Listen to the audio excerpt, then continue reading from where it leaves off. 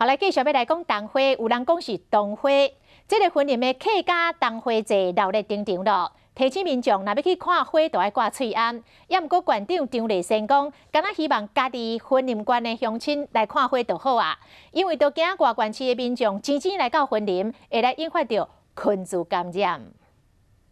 白色油桐花开甲满满时，滑落来到涂骹，形成一幅真水的景象。不过即摆来赏花民众，拢爱挂翠簪。口罩赏花的这样体验怎么样？是第一次，然后也觉得很奇怪。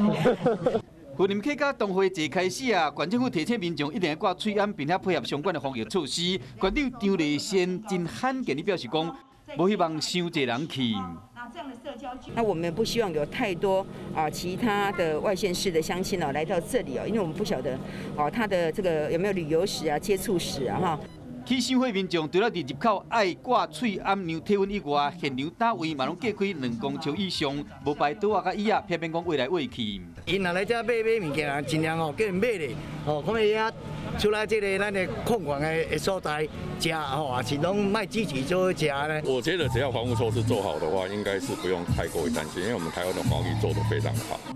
今年的同花节促销大型的表演，所有活动拢伫室外空气流通的所在进行。虽然讲做真侪防疫措施，不过主办单位无希望伤济人去赏花，是有史以来头一摆。